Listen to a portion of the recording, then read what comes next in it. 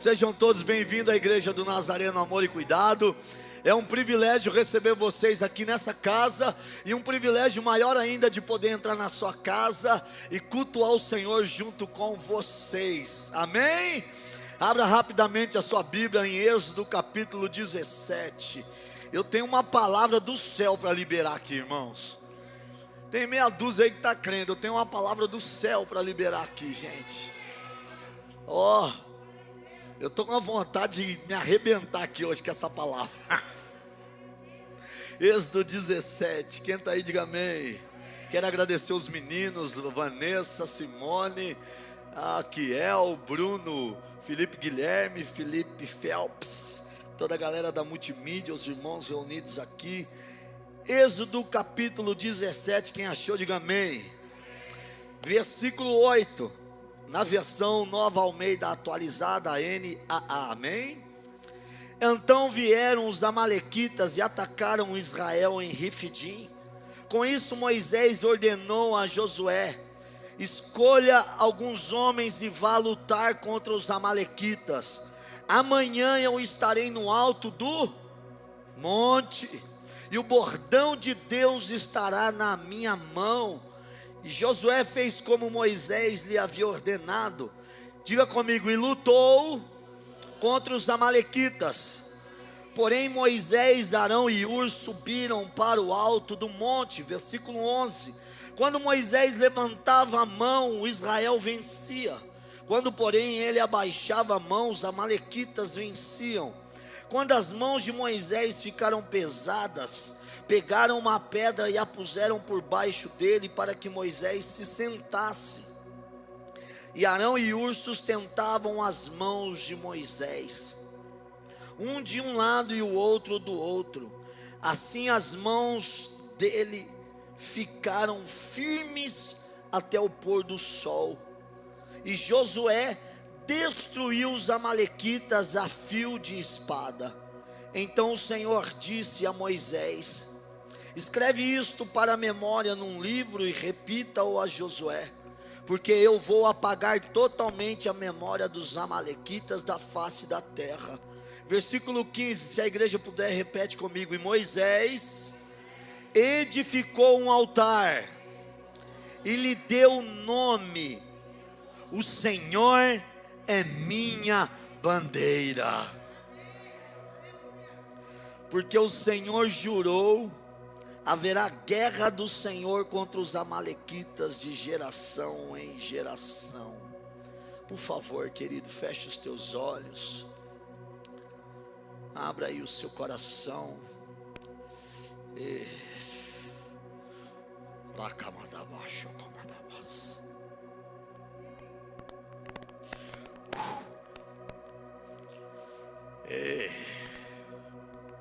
Espírito da profecia, toma minha mente, toma os meus lábios, toma o meu coração aqui nessa noite. A tua palavra, ela é viva, ela é eficaz. A tua palavra limpa, a tua palavra alimenta, a tua palavra purifica. Deus, envia a tua palavra. Tem um povo necessitado de comer o pão que veio do céu.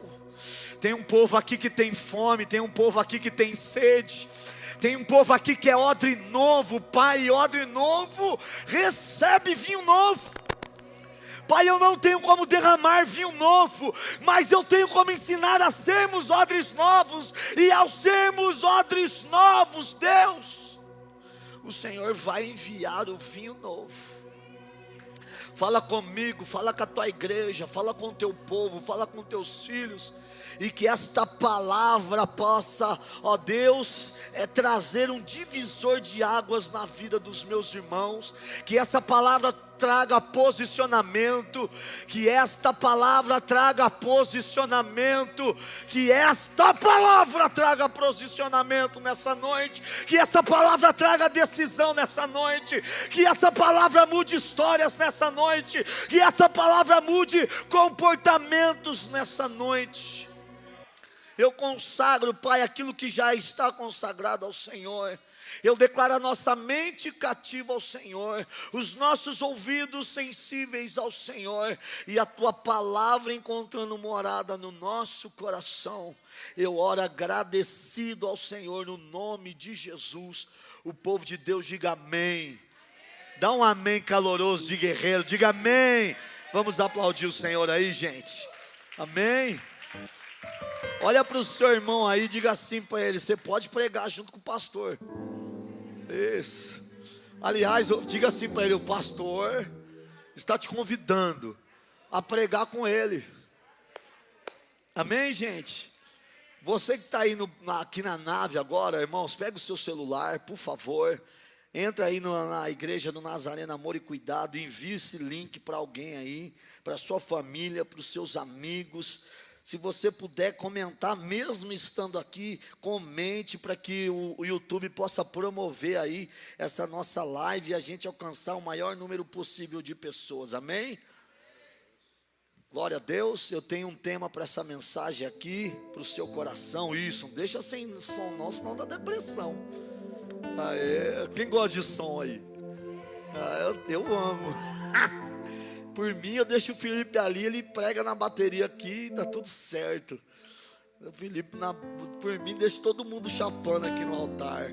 Diga assim: atitudes de Moisés em tempo de guerra. Em tempo de guerra, quais foram as atitudes de Moisés? Eu quero te falar como que Deus nos deu essa mensagem. Segunda-feira passada, irmãos, na semana passada, eu fui com um grupo de irmãos. Nós tivemos aqui na igreja, na terça-feira da semana passada, retrasada, nós tivemos culto terça. Na quarta-feira nós tivemos que preparar a igreja. Na quinta-feira, culto das mulheres. Na sexta-feira, as 7 palavras de Jesus na cruz do Calvário. No sábado nós fizemos o drive. O domingo pregamos de manhã e à noite. E quando acabou o culto no domingo à noite, eu falei: meu Deus, arriou a bateria. Eu fiquei sugado, sem força.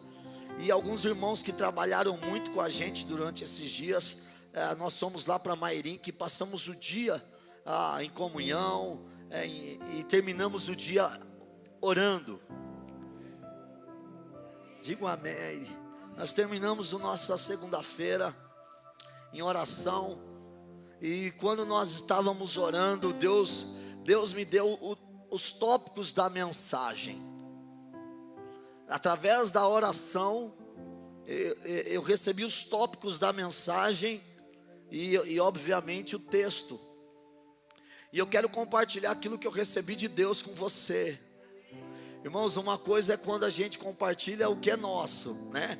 A outra coisa é quando a gente compartilha algo que veio de Deus. Essa palavra aqui não é minha, ela é de Deus. Tem filhos de Deus aqui nessa noite? Se você abrir o seu coração, essa palavra de hoje vai mudar a tua história. Me ajuda no amém. Vai mudar a tua trajetória, vai te dar destino, irmãos. Diga bem alto: atitudes de Moisés em tempo de guerra. Nós acabamos de ler esse texto, irmãos. Quando nós chegamos no versículo 8 aqui, que começa a falar quando os amalequitas eles atacaram Israel. Se você voltar alguns versículos, no começo do versículo, nos versículos do 1 até o versículo 7, você vai entender que o povo de Deus, ele tinha acabado de sair daquele período de Egito, de escravidão, e eles estavam indo ao destino que Deus tinha para a vida deles. Só que para a gente alcançar aquilo que Deus tem para nós, irmãos, de verdade, não vai ser fácil. Não vai ser fácil. Tem muitas coisas na nossa vida que vai ser muito difícil. Tem muitas coisas na nossa vida que a gente só vai conseguir depois de muito choro, depois de muitas lágrimas. É como Ana, né? Ana entra no altar amargurada, chora, faz voto diante de Deus, sabe, irmão, sofre, passa anos sofrendo, porque a Eucana, o seu marido, era casado com 2 mulheres, e a outra mulher, chamada Penina, gerava filhos, e ela infelizmente não gerava filhos, mas aquilo não fez com que ela, David, ficasse paralisada, Mariana. Aquilo fez com que ela, Carlos, ela de verdade se voltasse para Deus e guerreasse e lutasse por aquilo que ela queria. Quem está comigo aqui, gente? Então, no meio disso tudo, o que acontece? Moisés está conduzindo o povo para um destino que Deus tinha para a vida deles. E chega no versículo 2 de Êxodo 17, diz assim, ó: então o povo discutiu com Moisés e disse: dê-nos água para beber. Moisés respondeu: por que vocês estão discutindo comigo? Por que estão tentando o Senhor? Mas ali o povo estava com sede de água e murmurou contra Moisés, dizendo: por que você nos tirou do Egito para nos matar de sede, a nós, a nossos filhos e aos nossos rebanhos? No meio da transição para o povo chegar no destino que Deus tinha para ele, houve uma necessidade, Ezequiel. O povo teve sede. E quando o povo teve sede e não tinha água para beber, o povo começou a discutir com Moisés. O povo começou a dizer: Moisés, por que você nos tirou da escravidão? Por que você nos tirou do Egito? Lá pelo menos nós teríamos água, nós teríamos comida, os nossos filhos teriam água, os nossos rebanhos teriam água. Por que você nos tirou do Egito para nos matar de sede, a nós, os nossos filhos, aos nossos rebanhos? Versículo 4, então Moisés clamou. Moisés fez o que, gente? Clamou ao Senhor: que farei com este povo? Daqui a pouco vão me apedrejar. E o Senhor respondeu: passe adiante do povo e leve com você algum dos anciãos de Israel. Leve até o bordão. Leve também o bordão com que você feriu o rio Nilo, e siga em frente. E eis que estarei ali diante de você, sobre a rocha em Horebe. Bata na rocha e dela sairá água, e o povo beberá. Moisés assim o fez na presença dos anciãos de Israel, e chamou o nome daquele lugar de Massá em Meribá, por causa da discussão dos filhos de Israel, e porque tentaram o Senhor, dizendo: está o Senhor no meio de nós ou não? Irmãos, a gente não discute que Deus está na nossa vida quando as coisas estão dando certo.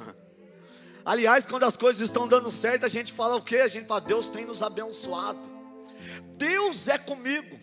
Nós infelizmente estamos sendo gerados como igreja num povo que ensina que quando Deus está na sua vida, tudo vai dar certo. Você vai estar sempre por cima e nunca por baixo. A gente tem ouvido por aí que quando Deus é com a gente, você vai prosperar, vai ter mais do que o suficiente. Eu acredito nisso também. Vai enriquecer, vai ter para dar e não vai precisar pedir emprestado. Eu também creio nisso. Mas na verdade, irmãos, o que nós temos que ensinar como igreja é o povo de Deus buscar a face de Deus. Então o povo começou a questionar: Deus está conosco ou não está conosco? Irmãos, e é no meio da adversidade. Quem já ouviu aquela expressão assim, ó: quando as coisas estão difíceis, a probabilidade de piorar é muito grande. Irmãos, o diabo, ele tem algumas características. Uma delas é que o bicho é trabalhador. Meu Deus, o Ed, o bicho é trabalhador, Johnny. E ele, irmãos, ele fica esperando o momento certo para nos atacar. Tem uma história que o leão, ele vai seguindo o rebanho dele. Aliás, o rebanho que ele quer atacar, a presa dele.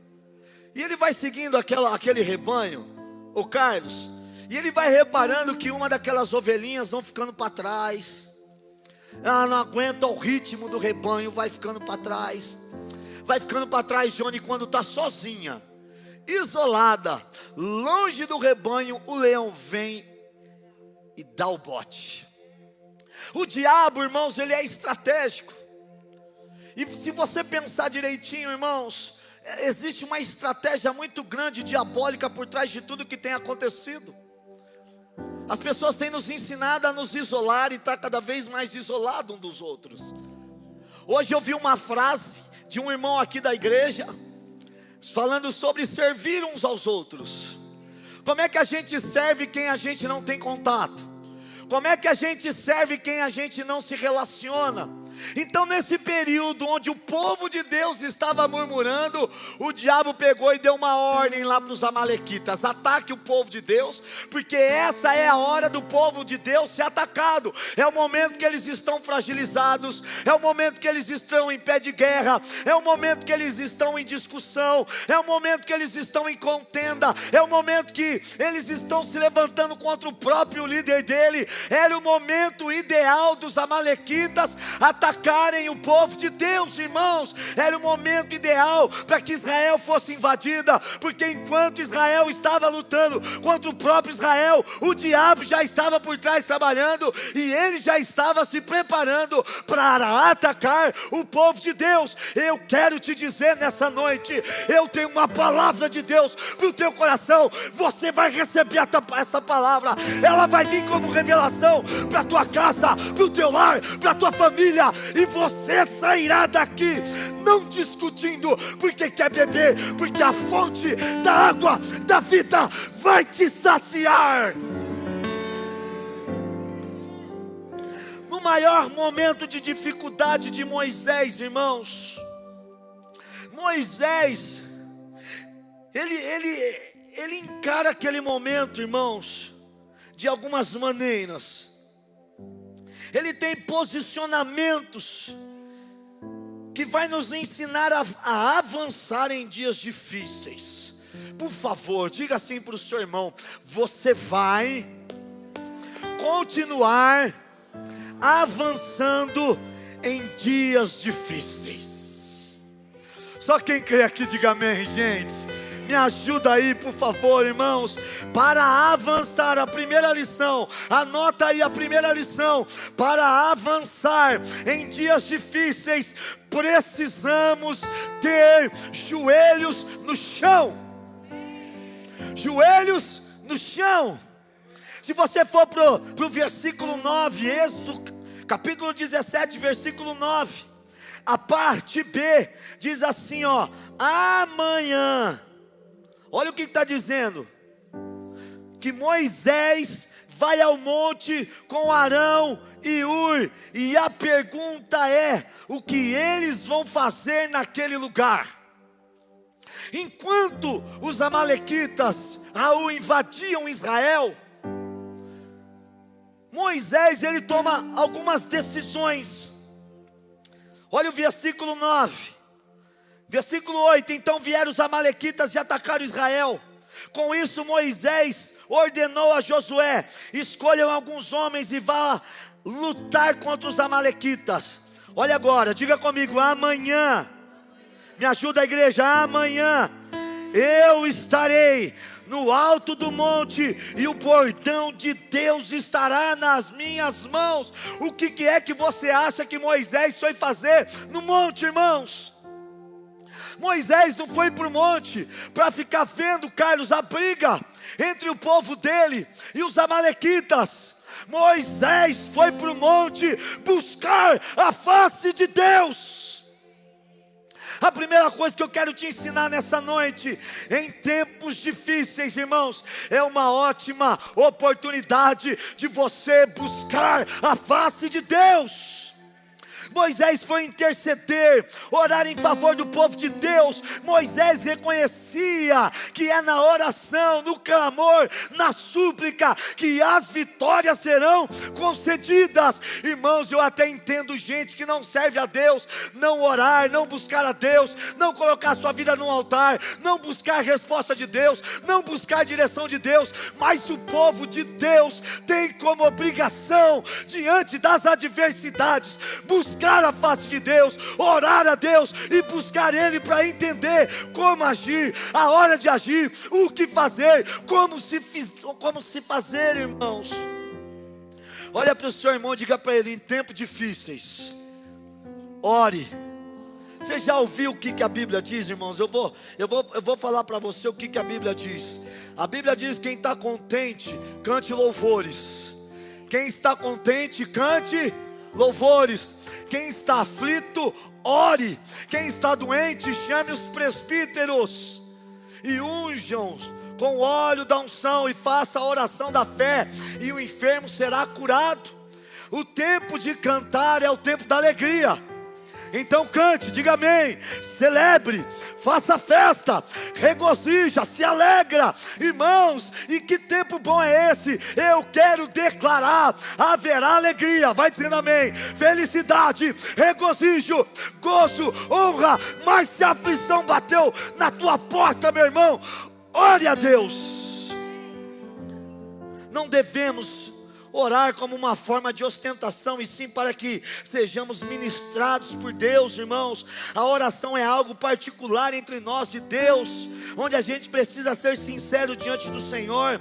A oração, irmãos, precisa ser um estilo de vida. Estilo de vida. Estilo é o conjunto de qualidades de expressão, características de alguém, irmãos. Sabe, por exemplo, hoje eu trouxe uma mensagem de guerra. Eu vim com meu blazer de guerra. Meu estilo hoje, eu vim para guerrear. Diga um amém aí, gente. E você precisa ser um crente bom de guerra. Você precisa ser um crente que estabelece a paz, que exerce reconciliação, que exerce o amor. Mas você precisa ser um crente preparado para a guerra, porque, irmãos, Israel não fez nada para os amalequitas atacarem ele. Eles simplesmente eram o povo de Deus. Você não precisa fazer nada para ser alvo de Satanás. Você já é alvo dele por simplesmente professar que você serve a ele, que você ama ele, que ele é o Senhor e Salvador da sua vida. Você já é alvo das trevas. O inferno já vai se levantar contra você. Os demônios virão contra você. Por isso que você precisa ser alguém preparado para a guerra. Levanta as tuas mãos e diga assim: Espírito Santo, mas libera que nem um guerreiro. Diga: Espírito Santo, me prepara para as guerras. A primeira arma do crente é a oração. Oh, arrepiou, diga oração. Oração, oração. Ora que melhora. Pede-me e te darei as nações por herança. Até agora nada tem de pedidos em meu nome. Pedis e recebereis, para que a vossa alegria seja completa. O crente, irmãos, ele precisa ter como estilo de vida a oração. Ele ora, ele acorda orando, ele dorme orando, ele sonha orando. Tem crente aqui? É um estilo de vida. Pastor, aonde a gente vai orar? Irmãos, em qualquer lugar. Gênesis 24:63 diz que Isaac medita no campo. Gênesis 3:8 vai dizer que Adão e Eva buscavam comunhão com Deus no jardim.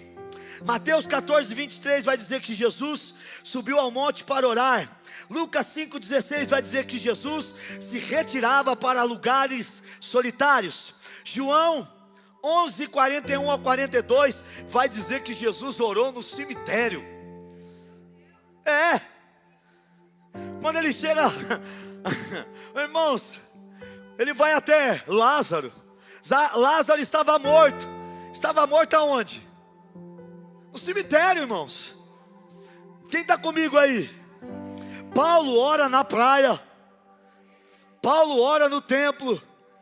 Daniel orava no quarto. Jonas, quando foi engolido pelo peixe grande, orou, orou, Vitor, no ventre do peixe grande. Quem está me entendendo? Jesus, irmãos, foi lá no inferno e tomou a chave da morte. Aonde você estiver, quem está aqui comigo, diga amém. Nada pode te proibir de orar, irmãos. A tua palavra pode não sair da sua boca, mas o Deus que é onisciente, que é onipresente, que é onipotente, Ele ora através de você e Ele te escuta, ainda que a sua oração seja intrínseca. Diga um amém aí, dá glória a Deus, gente. Primeira arma de guerra do crente é a oração. Oração, olha para o seu irmão, ora, crente. Fala assim para ele, você precisa ouvir isso. Fala, você precisa ouvir isso. Fala para ele, você precisa ouvir isso. Se converta e ore. Tem alguém que precisa se converter aí, diga amém. Eu preciso me converter todo dia, irmãos. Toda hora, irmãos. Você vê como a sua mente é bombardeada. Satanás fica lançando setas sobre a sua cabeça. Por quê? Porque você é um guerreiro, diga amém. Você é um soldado, você é alguém posicionado, você é alguém que está na guerra. E Satanás lança as suas lanças para ferir os soldados do Senhor. Por isso você tem que estar revestido.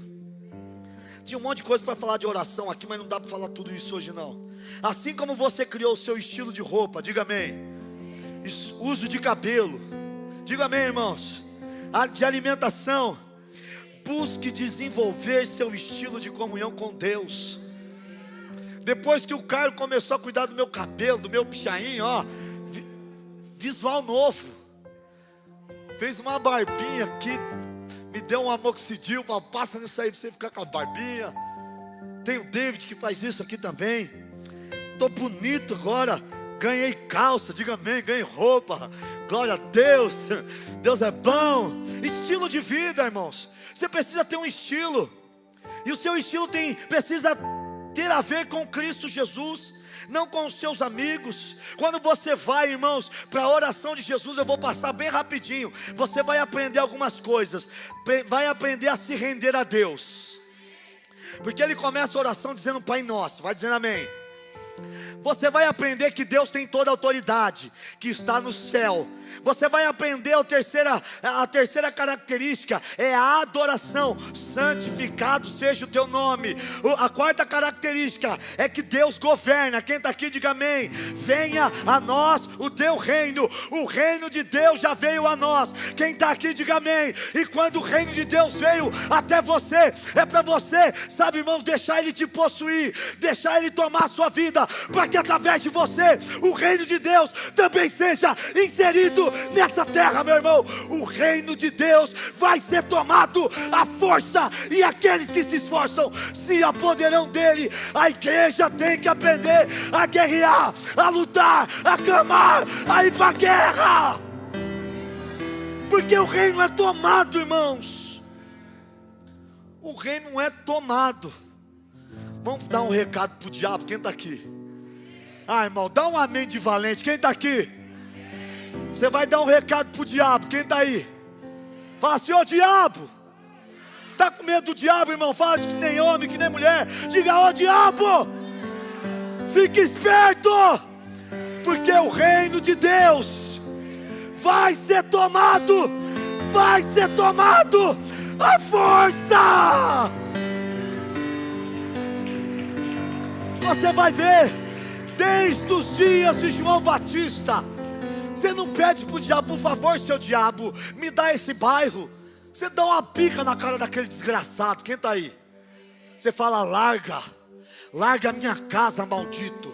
Larga a minha esposa, larga o meu cônjuge, larga o meu filho, larga o meu marido. Larga! Para Deus a gente pede. Diga um amém. Para Deus a gente... O problema do crente de hoje é que ele quer mandar em Deus e pedir para o diabo. Eu determino em Deus. Você tem que determinar para o capeta, não para Deus. Para Deus você pede, Senhor, me ajuda. Aí ele vai te dizer, eu já te ajudei.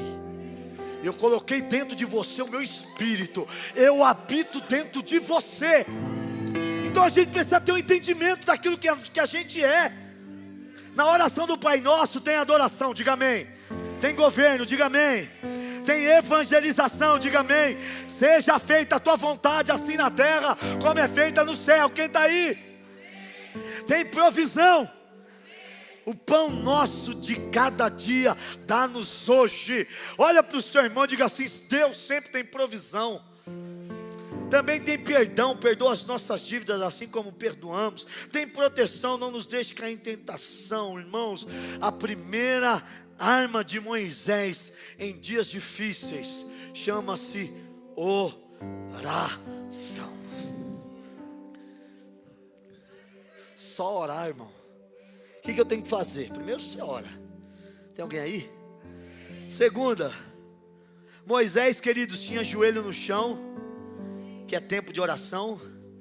Moisés também tinha, diga comigo, mãos estendidas. Levanta as mãos assim. Eita glória. Levanta as mãos. Levanta as mãos, fica com elas levantadas. Sabe o que significa mãos estendidas?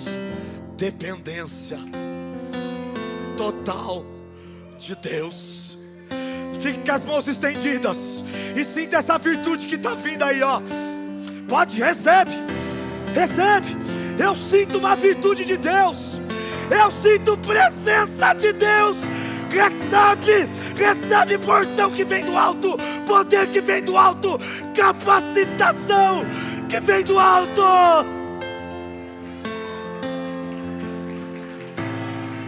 Glória a Deus.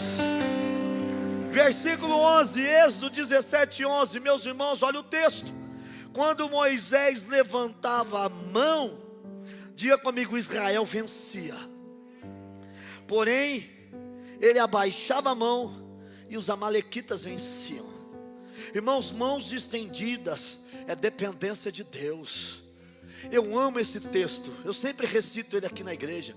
Não glorie-se o forte na sua força, não glorie-se o sábio em sua sabedoria. Se há em gloriar-se, escute isso, Bruno, glorie-se nisso, em me conhecer, diz o Senhor dos exércitos. Conheçamos e prossigamos em conhecer o Senhor. Sabe, irmãos, eu completo esse ano 18 anos, gata. 2021, 18 anos de casados. Esse ano a gente completa, para a glória de Deus.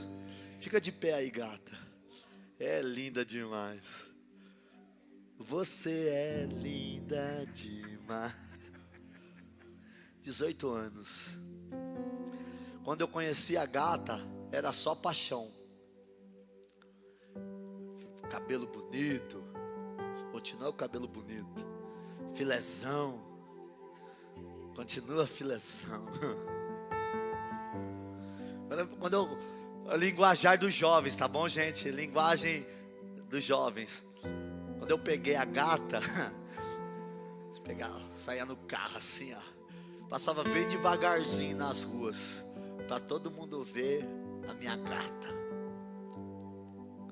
Só que aquela época era paixão, hoje é amor. Hoje a minha vida é totalmente entrelaçada com a dela. Então, irmãos, Moisés, ele vai para o monte orar. Por quê, Johnny? Porque ele sabia quem era Deus. Ele sabia que a vitória dele, Henrique, ia estar de joelhos dobrados e de mãos estendidas. Quando ele levantava as mãos, o povo de Israel, o cristiano, prevalecia. Olha o que a Bíblia diz sobre dependência de Deus. Salmo 62, versículos 5, 6 e 7. Somente em Deus, ó minha alma, espera silenciosa, porque dele vem a minha esperança. Só ele é a minha rocha, a minha salvação e o meu alto refúgio. Não serei jamais abalado. Diga comigo, de Deus, Cristo, de Deus dependem a minha salvação e a minha glória. Ele é a minha forte rocha e o meu refúgio. No Salmo 20, versículo 7, vai dizer: uns confiam em carros de guerra, outros em seus cavalos. Nós, porém, invocaremos o nome do Senhor, o nosso Deus. Quando Deus aparece para Gideão, ei, varão valoroso, e Gideão sem entender nada. Que é isso? A minha família é a menor, eu sou o menor da minha família. Como é que é isso, varão valoroso? Moisés demonstra total confiança e dependência de Deus, queridos. Fala para o Espírito Santo: Espírito Santo, me ajude a ter confiança e dependência em Deus. Porque, irmãos, pois ver os seus em meio ao combate e ir orar é uma demonstração gigantesca de confiar em Deus e depender de Deus. Eu não tinha como fazer o que Moisés fez, irmão. Você vai ficar escandalizado comigo agora. Mas Gilberto Alves Júnior, na hora que visse o pau torando lá, irmãos, eu ia pro abate, ia pegar a espada, ia pro pau. Porque era a minha casa, era o meu lar, era a minha família.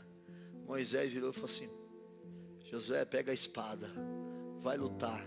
Arão, vem comigo. Nós vamos para o monte orar e estender as mãos. Quem está comigo, gente? Olha isso, gente. Os olhos de Moisés, irmãos, os olhos de Moisés viam todas as vezes que ele estava com as mãos estendidas, o povo de Deus prevalecia. Moisés, meus irmãos, para vencer as batalhas tinha, escute isso, joelhos no chão e mãos estendidas. Olha para o seu irmão, diga para ele: joelho no chão e mãos estendidas. Mas tinha mais uma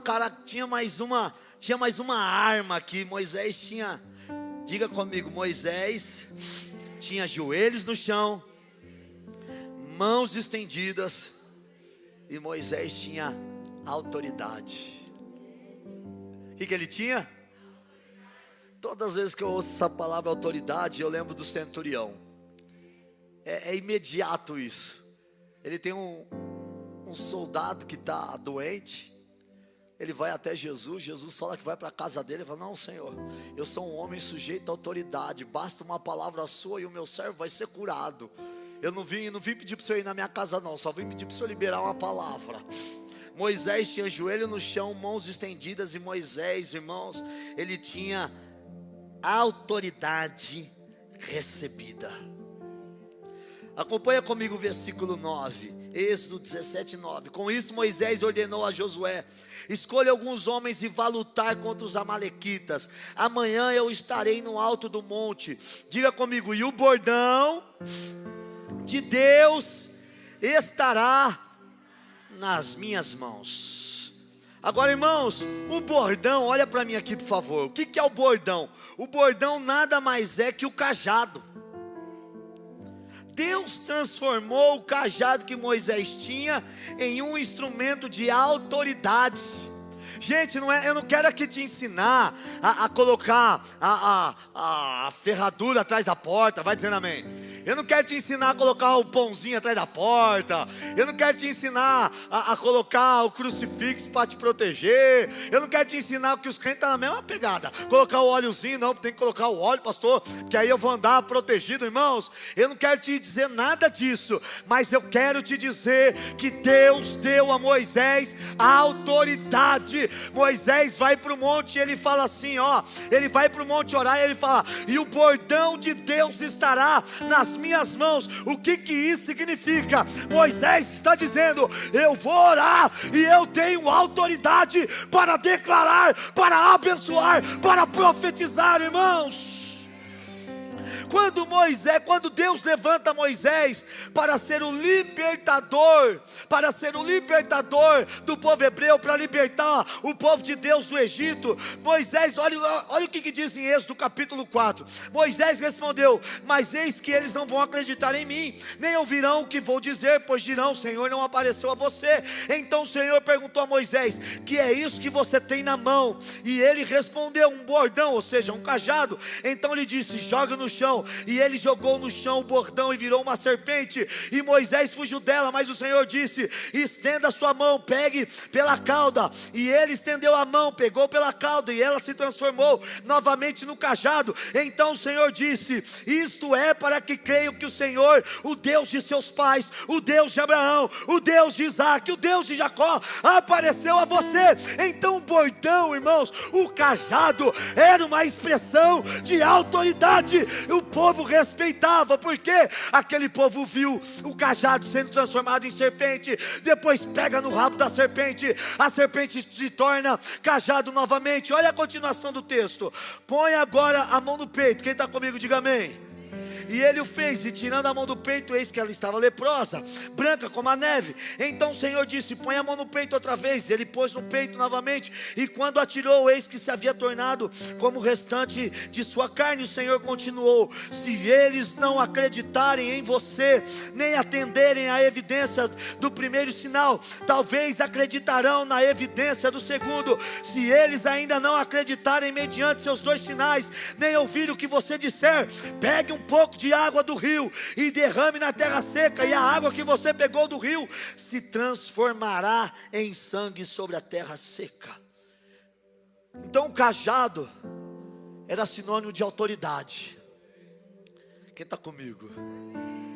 Irmãos, você crê naquilo que está sendo pregado aqui? Estenda as tuas mãos. Eu quero te dizer que Deus nessa noite está te dando autoridade. Autoridade. Autoridade. Escute o que significa o cajado. Quem crê aí, diga amém. Cajado é símbolo de autoridade. Sim, meus amados irmãos, sem autoridade não podemos expulsar os males que nos assolam. Cajado também é símbolo de fé. Quando o povo está em frente ao mar vermelho, Deus manda que Moisés toque o mar com o seu cajado. Isso sim é uma ferramenta que simboliza a fé. Por isso precisamos de um cajado, ou seja, de autoridade. Quem está comigo, diga amém. Cajado é símbolo de auxílio, irmãos. Cajado é símbolo de unção, irmãos. Se Moisés pôde fazer com que aquele cajado, maravilhas, como há de transformá-lo em serpente. E se você não sabe, a unção é uma capacitação sobrenatural de te levar onde ninguém vai, de te dar o que ninguém tem, de você fazer o que ninguém faz, e fazer de você o que ninguém é, irmãos. Oh, irmãos, diga assim: Deus, essa é uma noite de receber autoridade, da minha fé ser fortalecida, de receber unção do alto, porque a força que vence o mundo, irmãos, é a nossa fé, gente. Diga comigo: o cajado é símbolo de coragem. De coragem. Lembre-se, quando Davi vai em direção ao gigante Golias, ele dispensa a armadura de Saul, mas toma em sua mão o seu cajado, e com a funda mata o gigante. Cajado, irmãos, é símbolo de identidade. Cajado é símbolo de proteção. Vai dizendo amém. Agora preste atenção, posta para mim Lucas capítulo 10, versículo 19. Lucas capítulo 10, versículo 19. Eu vou dizer 1, 2, 3 e você vai ler, amém, queridos? 1, 2, 3.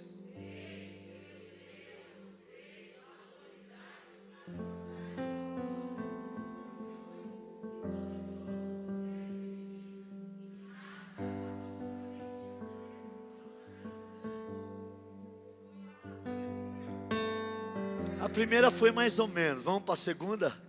1, 2, 3.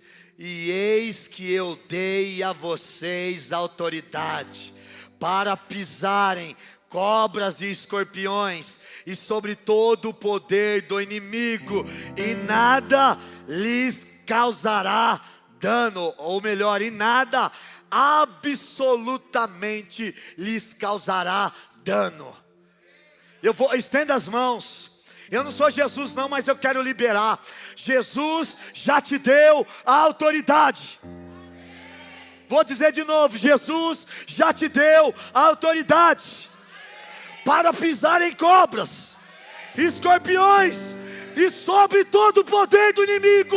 Ele já te deu a autoridade sobre todo o poder do inimigo, e nada absolutamente lhes causará dano.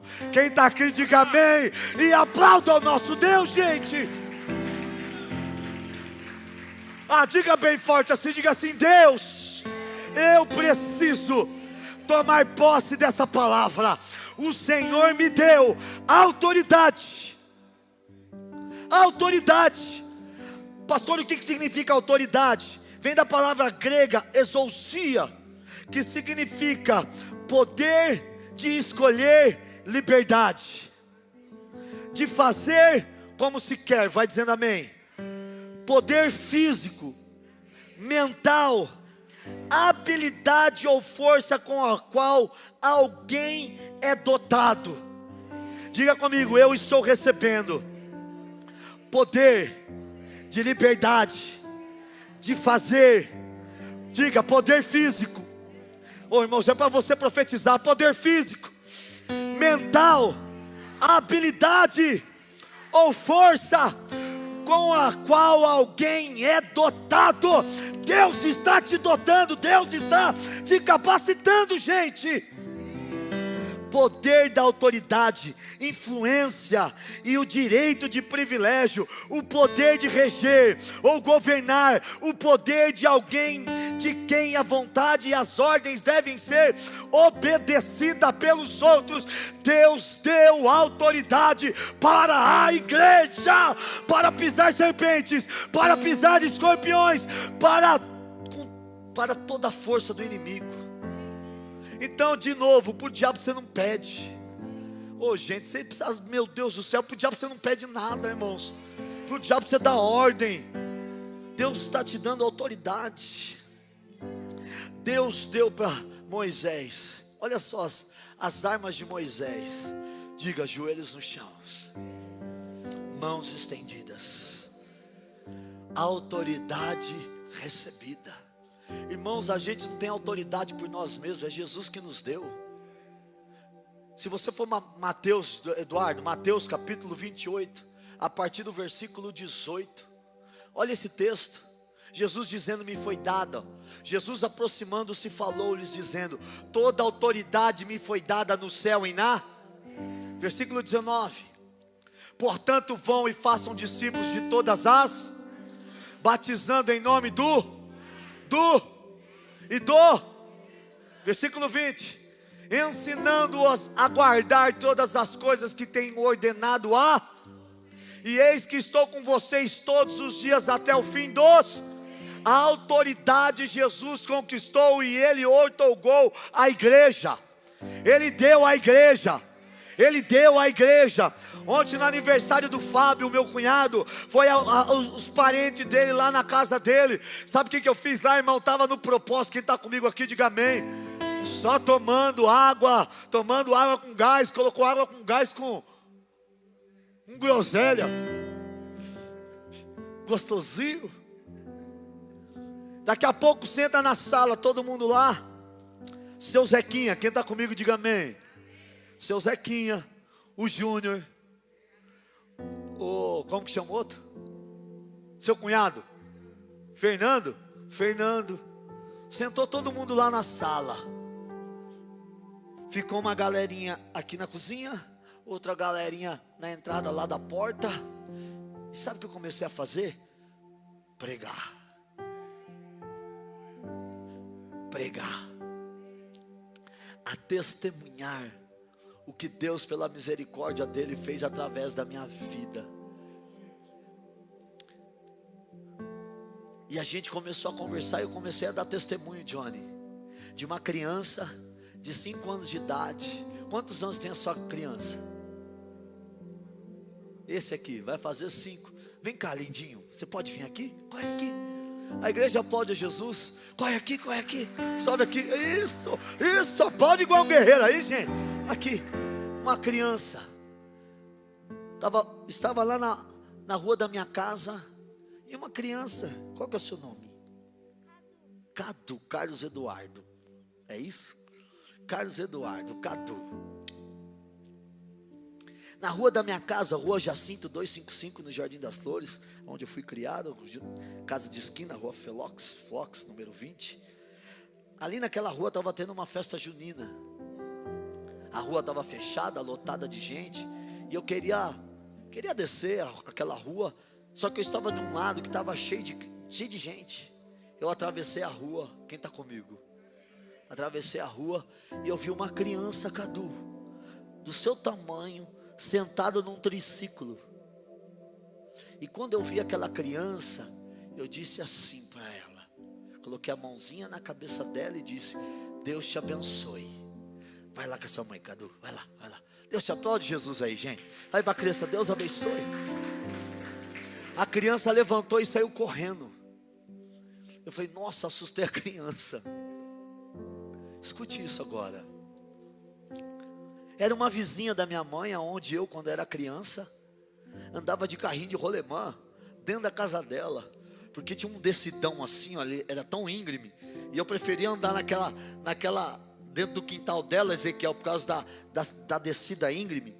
Pegava mais velocidade, me ralava todo, me detonava lá, mas gostava da emoção. E essa mulher estava sendo evangelizada por uma irmãzinha lá da nossa igreja no Jardim das Flores, chamada Joelma. Só que ela se dizia ateu, ela não acreditava em Deus. Quando eu coloquei a mão naquela criança, eu senti que Deus liberava virtude. Você já sentiu isso? Quem já sentiu isso, irmão? Eu senti que foi liberado algo, Ana Paula. Aquela criança levantou do triciclo e foi correndo para dentro de casa, e eu sem saber do que tinha acontecido. 2 semanas depois, a Joelminha, que estava evangelizando a nossa vizinha: Celinha, eu preciso te dar um testemunho, Celinha. Minha mãe: fala, Joelma, quanto tempo? Não. Celinha, você não sabe o que aconteceu. Aí falou o nome da vizinha, que eu não quero falar o nome dela. Sabe, fulana de tal, sei. Você não sabe o que aconteceu. Ela me procurou para dizer assim, que o Juninho veio, fez uma reza pelo netinho dela, e o netinho dela foi curado. Olha isso.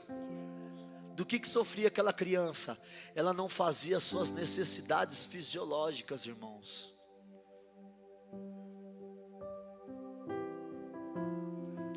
Ela tinha que ir para o médico, colocar um negocinho no ânus dela, para limpar, para sair as fezes. Olha aquela criança. Quem está comigo aqui, irmão? Quando eu falei Deus te abençoe, e senti que Deus tinha liberado algo, Bruno, aquela criança, ela levantou do triciclo e correu para o banheiro para fazer as suas necessidades fisiológicas. Quem está me entendendo? Irmãos, a autoridade Deus deu para a igreja, diga amém. Deus deu para a igreja, Deus deu para a igreja, a autoridade Deus deu à igreja. Eu vou te dar um outro testemunho aqui do seu Luiz e da dona Vilma. Espero que o seu Luiz ouça esse testemunho aqui, irmãos. Antes da Anne nascer, a Anne, vem cá, Anne, corre, Anne, corre, chega hoje, Anne, para correr, Anne, vamos, minha filha, isso, corre. A Anne não tinha nem nascido, também rápido, tinha nem nascido, estava na barriga da mãe, da Vanessa. O seu Luiz, eu tinha acabado de batizar o seu Luiz, e o seu Luiz tem uma mulher chamada Vilma, e aquela mulher sofria de hepatite. E o seu Luiz falou assim para mim, falou: pastor, você pode ir na casa da minha casa orar pela minha mulher? E ela é uma católica praticante. Eu falei: seu Luiz, se ela me permitir que eu vá, eu vou. A Anne não tinha nem nascido. ela tinha hepatite. Quando os irmãos da igreja ficaram sabendo que ela tinha hepatite, alguém me ligou, a Cristiane Escalada me ligou, que é enfermeira, falou: pastor, o senhor precisa ligar para o seu Luiz rápido, para saber que tipo de hepatite que a mulher dele tem, porque se for uma hepatite, dependendo da hepatite que for, ela é transmissível, ela transmite. Então você pode ir para lá orar pela dona Vilma e voltar para sua casa e trazer o vírus para sua filha, que estava no ventre da Vanessa. Quando eu desliguei o telefone, eu fiz uma oração. Eu falei: Deus, como é que eu vou ligar agora e perguntar que tipo de hepatite que é? Vai que ela fala que é a hepatite que transmite. Eu falei: Senhor, eu não vou perguntar nada, porque quem vai na minha frente é o Senhor. Cheguei na casa da dona Vilma, irmãos, eu tinha um óleozinho pequenininho no bolso, Anne. Você não tinha nem nascido, minha filha. Quando eu entrei lá, a dona Vilma tinha preparado uma mesa, um café da tarde, me recebeu com tanta alegria. Quando chegou na hora de orar, meu Deus, me arrepia todinho. Eu falei: dona Vilma, agora eu vou orar pela senhora. Ela olhou para mim e falou assim: pastor, o senhor vai orar e Deus vai me curar. Quando ela falou isso, arrepiou o pichainho, arrepiou os braços, arrepiou as pernas. Eu falei: vixe, a senhora está com mais fé do que eu, mulher. Quando eu terminei de orar, irmãos, eu peguei e falei assim: eu posso te ungir? Pode me ungir. Eu ungi a dona Vilma, orei por ela. Ela tinha um exame de hepatite com vários vírus no sangue, milhões de vírus no sangue. Ela fez um outro exame e voltou para o médico. Quando ela chega no médico, ela está corada, bonita. O médico pergunta assim para ela: nossa, dona Vilma, a senhora está corada, a senhora está bonita, deixa eu ver o seu exame. Ele abriu o exame, estava com 300 unidades só da hepatite no sangue dela. Ele olhou para ela e falou assim: dona Vilma, a gente vai precisar fazer outro exame. Quem está aqui? Por que, doutor? Não é porque só tem 300 unidades. Ela falou assim: doutor, Deus me curou. Deus te curou? Vamos fazer outro exame. Fez outro exame. Quando voltou lá, pegou o exame, Anne, tinha 12 unidades só de vírus no sangue. O médico olhou para ela e disse assim: dona Vilma, eu não sei se a senhora é católica, se a senhora é crente, de que religião que a senhora é, mas vai lá na igreja e testemunha, porque o que aconteceu foi um milagre. Aplaude bem forte aí, gente. Fui para a casa dela, orei por ela, Deus curou e a minha filha está aqui para a glória de Deus. Aplauda Jesus, vai lá, minha filha. Diga assim: nessa noite, gente, eu estou me esforçando aqui, me ajuda aí. Diga assim: nessa noite, eu estou aprendendo o segredo de Moisés. Joelho no chão, mãos estendidas, autoridade recebida. E para encerrar, diga assim: espada desembainhada. Pastor, o que significa espada desembainhada? Diga comigo: posição de guerra. Posição de guerra.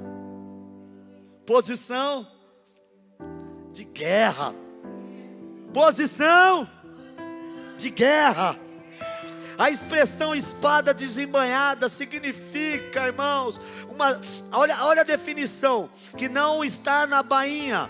Bainha é a capa, às vezes de couro, usada para guardar uma espada ou faca. Na expressão, ela está com a espada desembainhada, significa que está com a espada na mão, pronto para lutar. Êxodo 17, versículo 9. Êxodo 17, versículo 9.